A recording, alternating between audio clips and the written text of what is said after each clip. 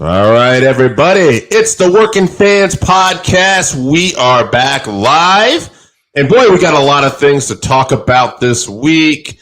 But before we talk about anything, AJ, how's your energy level today? My energy level's great. I just took my dubby. I'm filled to the brim. I'm Calio dreaming. And fans, if you want to feel this same kind of energy with no jitters, go to Dubby's website. Check them out at WEnergy.com. Use the code FANSWORKING. Get 10% off. And you, too, can be rocking and rolling, cutting and strolling, just like Brutus the Barber Beefcake. All right. Well, you know what, my good friend? You know who else had some energy this week? Adam Copeland. Edge, formerly Edge of WWE, the rated R superstar. AJ, one Adam to another here. Oh, kayfabe. AJ, what did you think of Adam Copeland's debut in AEW? It was a great debut. I loved what they did with him. I love what they did with Christian. I think it's debatable that Christian might be the best heel in wrestling right now. I know that there's some others you could throw into that category, but for pure heel, he's doing an awesome job. But Adam Copeland is ecstatic. Years ago when he had the, I think we could stop looking at him, by the way, now. Years ago when he had the podcast, ENC Rico podcast, Reeks of Awesomeness or whatever it was, with Christian, they would actually talk about people that they wish that they could wrestle, because at the time they were both retired with injury. Who knew that they would come back older and able to wrestle? But a lot of the names that they're mentioning now are names that they mentioned at that time. Guys like Samoa Joe, guys like Kenny Omega, Adam Cole, baby. There's so many opportunities here for dream matches. Even guys that were in the WWE at the time for a long time did not get an opportunity. So you got Jon Moxley, you got Claudio, have never gotten to actually work with Edge or Adam Copeland, aka, if you know what I'm talking about. Hey, listen, I thought it was an outstanding debut for the company. One of the best debuts for a company in a long time. Like, I saw it. I had an idea it was going to happen. And then, but it's one of those perfect situations because you don't really know for sure.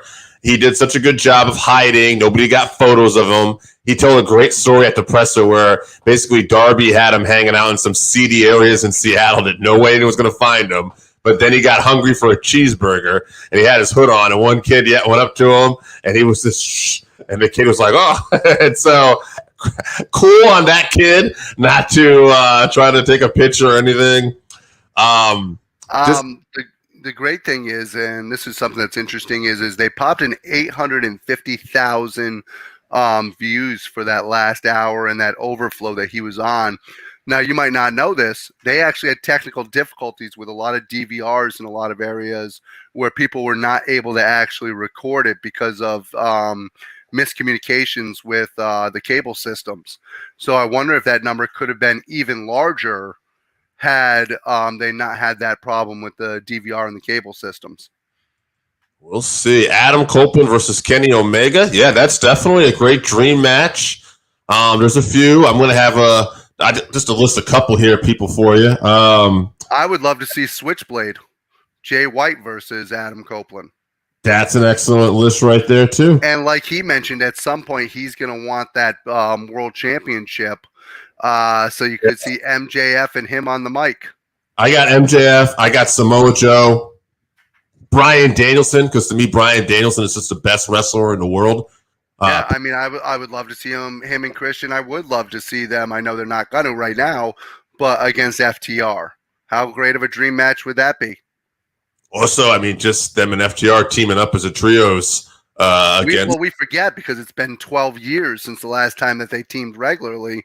They are one of the truly great tag teams of all time. Absolutely. No, and, I almost want to put Christian down. It's a match we've seen before, but it's been so long since they've wrestled. Christian's also a different wrestler now. Where he is as a heel absolutely phenomenal. It's been a long time since they wrestled even in WWE.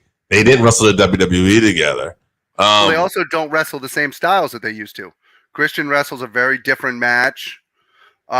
Jack Perry could be one of the masked men, absolutely. All of them had around that frame. So, but to get back on topic, there's so many great matches for Edge here. And what I like is, I think the reason why he left the WWE, and I think people aren't putting enough into this, is the WWE, because of his injury past, wanted to use him as a special attraction. Mm-hmm. So they were going to use him as a very limited base. I think Edge really wants to only wrestle maybe a couple more years, but he wants it to be full-time during that time period so that he can get the most matches while his body can still do it. Absolutely. And the one last rematch I had, just because ironic you said that, is Sting. The fact that we got Sting could definitely, and that's a match where the crowd would absolutely pop for both of them. You could keep them both babyface and actually have them work together and not lose anything because people love them so much. I loved what he said to Christian Cage about being this little Stinger, being the fan, how different people of different generations were fans of Stings, how it made you feel. I could picture him being in that barbershop going, "Hey, cut my hair like this." I know a man called Dave had that little rat tail when he was young. That's a no, maybe not. But you could feel the honesty in the promo, and that's what makes the difference. Absolutely. Hey, it was a great debut. Like we said, very exciting, very well done. And, I think he's going to make a difference. If not an immediate impact in ratings and like that, I think Adam Copeland is going to be a huge difference creatively. And he's one of those guys that this company could build on with the work he could put out there. Well, one of the first things he said in the press conference was that he wants people to reach out to him. He wants to talk to people in the back, that he's very accessible. He talked about having that text chain with the people in the WWE where they would actually bounce ideas off of each other. Hey, I've got this going on. What do you think about this? How could I do this? I think he's going to bring a similar thing. He brings the experience like CM Punk did. Yeah, without having the bad reputation of it has to be my way. Absolutely, no drama. Well, we're going to see how much of an impact Adam Copeland possibly could have, this coming Tuesday. Because this Tuesday, we're revisiting the war. NXT versus AEW Title Tuesday. AJ, I'm going to go over this AEW card real quick here. We got Jon Moxley versus Rey Fenix, Swerve versus Danielson, Adam Copeland in his debut against Luchasaurus, Hangman Page versus Jay White, Powerhouse Hobbs versus Jericho, and Saraya defending the Women's Championship against Hikaru Shida. I mean, it's a hell of a card. It really is. If they really wanted to win that one, they could have pulled the trigger quicker and had Christian versus Edge as the main event for the TNT title, and that would have probably put an end to NXT. But not an end to NXT, but an end to their chances for the night. Randy did bring up NXT. And AJ, I'll let you take the lead because I know who's going to be at NXT this week. So, and if you don't, I haven't. I heard a rumor that one of the people we won't be able to see, but he's going to be in the corner of one of our favorite wrestlers down there in NXT right now, Mr. Mello. Yeah. Is going to be going head to head. Braun Breaker. With Braun Breaker, who's a stud in his own right. Ooh. And now here's the interesting part. Roman Reigns doesn't want to be outdone. So is he coming to NXT to be in the corner of Braun Breaker? Absolutely not. He's sending Paul Heyman, who, by the way, have you noticed Paul looks a lot older these days? Paul should be able to neutralize John Cena, no problem. Oh, 100%. I mean, if John Cena gets involved, which we know he's the heel, he will get involved. I got to believe that Paul's going to put him in his place. Asuka versus Roxanne Perez. Asuka versus Roxanne Perez is going to be a hell of a match. Roxanne Perez, the best women wrestlers, should be on the main roster. Her and Asuka are going to kill it. Yeah, they're going to absolutely kill it. It was interesting that Asuka's being brought in for money as a mercenary to go after Roxanne Perez. You don't see that every day anymore in wrestling, especially Asuka's never done anything quite like that before, so it's a little interesting. Cody with a special announcement? Ooh, I can't wait. Hey. That's well, I mean, Halloween Havoc, in fairness, Halloween Havoc is one of the things that his father came up with. The Great American Bash, Halloween Havoc. Yeah. So to have Cody on Halloween Havoc with a special announcement, I guess would be it has something to do with Halloween Havoc. Huh? This isn't Halloween Havoc this week. Oh, I thought it was the first week of Halloween Havoc. Oh, my bad. Then I have no idea. Oh, maybe he's making an announcement about Halloween Havoc, though. No, I think you spoiled it, didn't you? You know what the announcement is. I don't know what it is, but I have a good idea. Because I heard two theories. First one was bullshit. A fan had said, I'm trying to remember what his theory was. Oh, big deal. He's going to announce he's going to SmackDown. And I thought, why would he announce that on NXT? That didn't make any sense to me. But then Brian Alvarez, I believe it was, I got to give him credit. He said, and this is what he called it, but I figured it out, I think. He said he's probably going to announce the Dusty gimmick. The Dusty Rhodes Classic. He's probably going to announce they're bringing that back. And I thought that actually makes a lot of sense. We'll see. Sure. Yeah. Yeah. It could be that. I'll be honest with you. I know it's a big announcement, but I don't think the announcement's going to be shit. Well, I don't care. I don't care about the Dusty Classic. There's no real. You don't win anything for the Dusty Classic. That's great. Give title shots. Yeah, give him some title shots and a big boot and call it a day. I love Dusty as much as the next person. I also love Cody Rhodes, but him making an announcement on NXT means shit. You want to have him come down and wrestle on NXT, then that would mean something. Well, I'll tell you what I do want to point out here. Tonight's SmackDown, tonight's Raw. Before we get off this NXT versus AEW thing, I'm going to make a prediction here. I don't think we're going to get Carmelo versus Braun Breaker. I think we're going to get Carmelo and John Cena versus Braun Breaker and Solo. Oh. That's my prediction. I think things will start to heat up and it's going to change because, you know what? It's not enough to go up against AEW and have John Cena on the show. We got to have him wrestle too. That's my prediction. Dude, if he's wrestling on the show, that changes everything. That's a big deal. Since I'm pretty sure John Cena has never wrestled on NXT. Never, no. I don't think he's even ever been to NXT, so it's not a. That's if AEW win Tuesday, I would say it's probably two reasons. One, it's not their normal night, even though they did a hell of a job of promoting it. They said it a bunch of times, or it's because of John Cena. Like he's an X factor. You know, he means something to John Cena's a big deal. Yeah. That's anytime you add John Cena to anything, it's going to help.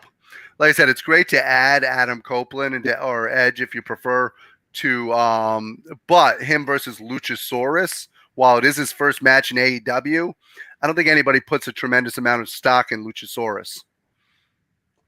No, that match isn't. It's Adam Copeland's debut. But it's not it's more or less to see if Christian's going to screw him over somehow. Yeah, I do want to point out. We'll say this before we move on to the next topic. Actually, we're getting kind of back to Adam Copeland here, so we kind of got away from it. But I will say, as relates to Adam wrestling and stuff like that. Sidebar: Adam Copeland, he got a really nice exit from WWE. He got to go. He got put over his friend in the main event on SmackDown and we haven't seen Sheamus since. No, I'm sure we will, but I heard a rumor that he's healing up a little bit. That Sheamus was actually a little banged up going into the match and then aggravated it a little bit in the match. Well, rumors be damned. Let's start some more rumors. Let's talk about it. We talked about it last week, who we thought might be leaving AEW to go to WWE next. This week, let's talk about WWE. Who might leave WWE next to go to AEW? Well, we know some contracts that are coming up. One of them is Sheamus. Mm-hmm. His contract will be coming up. Drew McIntyre's contract is coming up. So you have a couple big names there who I don't think Drew's leaving right now with the push he's getting. No, and I like that they're making him more into that psychopath that he was. I love the Scottish psychopath. This is for us to talk about, but I have to say Drew's thing where he's this guy that I apologize, so everything's okay now. After he just like smashes somebody in a turnbuckle, it's pretty good. I've actually enjoyed this. That was great, and to be honest with you, and this is where he's being a good heel. Yeah. He's not saying anything that's wrong. No. He's saying everybody's accepting Jey Uso because, I apologize. So everything I've done for the last 4 years doesn't mean a damn thing. And that's always happened in wrestling. We've had villains in wrestling who have done horrific things. All of a sudden, hey, you know what? I made this one save. I apologize. Forget everything I've ever done horrible. All right. No, I agree. We'll get to this comment effect, but let's get a couple predictions on the segment here. So I think Sheamus is possibility. I wouldn't think that they would want him to go, but he is excellent friends with Adam Copeland, and there's always a chance he could get swayed. I'm gonna go one more name out there too. I don't know if her contract's up right now, but I'm just gonna throw it out there. Bayley. With Mercedes Moné rumored to possibly show up in AEW, I wouldn't be surprised if Bayley showed up at some point. Bayley's not the only one whose contract is actually coming up that's a big name. Becky Lynch. Now, I know her husband is there, and I know that WWE takes great care of her, but her contract is coming up also. Sure, and she's the kind of person she might think, what could I do next? Would it be shocking? Actually, it would still be pretty shocking because that's Becky Lynch, but certainly a possibility. We'll say that. Well, she's also somebody that AEW, people forget. Tony Khan and his father are billionaires also. They can throw a lot of money at somebody. And if they're going to throw a lot of money at somebody, Becky Lynch might be one of those people worth throwing that money at. All right, let's move on here before we get to the next segment. Thoughts on CM Punk might be coming back to W Survivor Series in Chicago. I hope it happens. How about that? I'll take this. You can disagree with me. I think, although it might, you can argue, well, hey, this guy's already messed up a couple times. I think Punk in WWE at this point in his career that'll be his best chance to succeed. They're not going to take any shit from him. And I think the environment is a little different than when he last left. I've seen some big things in my life. I've seen the Duke of Dorchester fight Ludwig Borga in a boxing match. I've seen I've seen all kinds of crazy things in my life. But to see CM Punk back in a WWE ring full time is something that I didn't necessarily believe that I would see. But I actually now believe that with Triple H at the helm and with UFC now backing the WWE, I believe Punk believes it's a place that he can come back to. And I think we're going to see it at Survivor Series in front of Chicago. I wouldn't mind. I think it could be something, that would, again, keep it moving. Let's bring Rock back for a Mania. Let's get Punk here. Let's keep Cody hot. And then over on the other side, let's get Adam Copeland, the rated R superstar. Let's get all this. Let's just get wrestling hot again. I think it's great, But, we're talking about events. We talk about possibilities. It's not a possibility. It's happening this weekend, baby. WWE Fastlane. Can't wait to see it. I'll be watching on delay because I'm going to see Jerry Seinfeld that day. But this card is still happening. AJ, let's do some Fastlane predictions. Absolutely. Hit me with your best shot, and let's get to that finish line. All right. Cody Rhodes and Jey Uso versus the Judgment Day for the Tag Team Championship. Wow, this is a big one, folks. I think Cody Rhodes and Jey Uso are actually taking the tag titles. Wow. Okay. I'm going out on a limb. All right. I don't see it. I think the Judgment Day will hold on to it because I think Cody's going to go to SmackDown. But I wouldn't be mad at that. But yeah, we'll disagree right off the bat. We're gonna Be an Well, opposite. remember, with the tag titles, what can you do? You can go to both. You can. That's true too. Very interesting. Hey, all right. That to me is an opening for Jey Uso and for Cody Rhodes to be able to go back and forth between the two. That's a good point. That's a very good point. All right. You asked me before this show, is Bobby Lashley on the card? He is on this card. Yeah. Bobby Lashley and the Street Profits versus the LWO, Mysterio, Santos Escobar, and either Joaquin Wilde or Cruz del Toro. We don't know yet. Will that I like that they put only Bobby on there and didn't put the Street Profits on there with him. Will this affect that we don't know who all LWO will be? Will this affect your pick? Oh, yeah. Whoever that third member is really going to swing this one. Yeah, no, they're making a big deal out of Bobby Lashley and the Street Profits right now. I love to see this new edge to the Street Profits. Go in there and kick the shit out of the LWO. I mean, it is Spanish Heritage Month. I'm not going to disagree with you. I think they are making a big deal out of the Profits and Bobby Lashley, so I don't see why they would lose this match. I'm going to go Street Profits. Well, plus it's an opportunity to put a little bit more heat between Escobar and freaking Ray by having some kind of miscommunication in the match. All right. Well, you know what? When we have a miscommunication, it's a triple threat. Io Sky versus Asuka versus Charlotte Flair for the WWE Championship. Do we get a new champion here? This is the hardest one to pick for the night, to be honest with you. I do not think Asuka's going to win. I don't think Asuka's going to win and then bring the belt with her to NXT on Tuesday. Charlotte could do it. Yeah. But if Charlotte does it, I think it's going to be to set up something. I'm going to pick Charlotte to win, and then I think that we're going to see somebody debut on SmackDown. Oh, interesting. I know here. I don't think they're debuting that night. Don't get me wrong. Mm-hmm. Oh, there actually is. The Insider did remember that Jade Cargo might show up to Fastlane. So she might be at Fastlane. Maybe she'll be in the crowd during the match. I think Charlotte wins and maybe a face-off between Jade and Charlotte. I like that. But if Jade's going face, though, then Io Shirai will probably hold on to the belt, and you'll see a face-off between her and her whole squad there. I will tell you what. I'm going to go Io Sky. I say she retains. And if we do get the face-off, I like the David and Goliath factor here a little bit too. That could be it. Well, I think she would face off maybe with all three of them, to be honest with you. Yeah. Where all three of them are basically in front of her going, ugh. Because Bayley's already came out and said something on the artist formerly known as Twitter X, where she said, "Hey, Jade Cargill, I'm the measuring stick." So you could see a face-to-face between the two of them, and then that leads to her versus Io Sky. All right. Next one we got. I'm still going with Charlotte. All right. How about this? John Cena and LA Knight versus the Bloodline. Jimmy Uso and Solo Sikoa.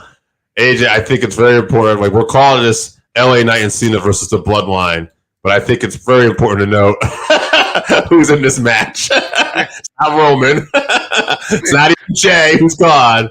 Yeah. And I think that's important because I do think LA Knight and John Cena are going to win. And I'm even going to go so far as to tell you I think LA Knight will pin Jimmy Uso. And it'll probably maybe be a miscommunication where Roman comes back and has a talk. And we'll figure this out. Although, how entertaining has Jimmy been? Been great. Even doing the microphone thing with Paul where he just puts his hand out like Paul's supposed to just hand him the microphone.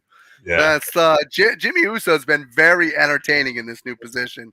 I think that could be a hell of a match. Yeah, they're doing great on their own. So I think we're in agreement on this one. We're picking LA Knight and Cena. Yeah, come on. Yeah, and LA Knight in particular, I think we're going to keep the momentum on him. And I think we're right. Yeah, Cena's not ready for that kind of rub yet. All right. Main event, last man standing match.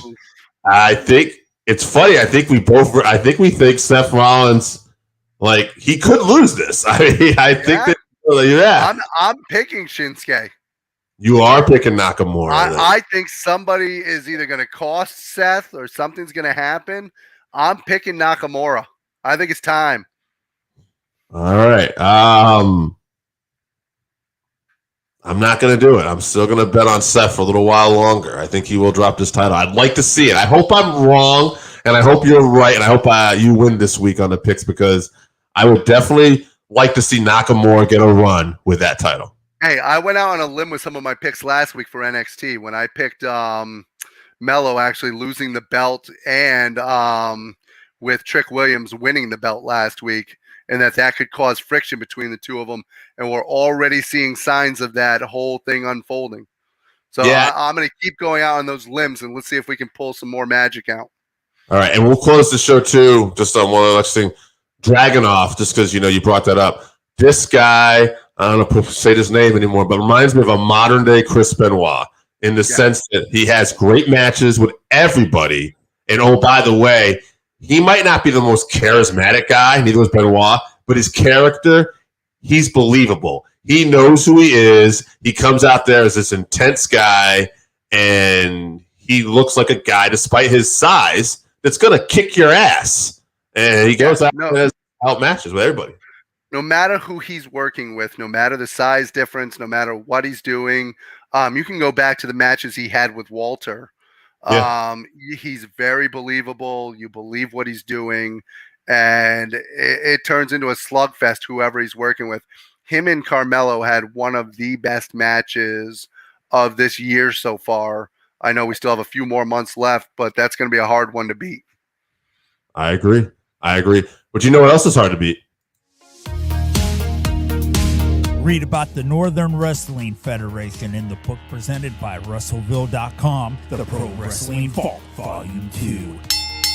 Hear the story of Roger Ruffin, the man who trained Carl Anderson, the Monster Abyss, Jordan Clearwater, Chris Harrison, Jillian Hall. Plus 45 other short stories including Jazz, Bobby Eaton, Kamala, Thunder Rosa, Mario Mancini, Scott Casey, PJ Black, Kerry Morton, Sal Renaro, Jeremiah Plunkett, Colby Carino, Bam Bam Malone, and many others. Get your book today at Russellville.com.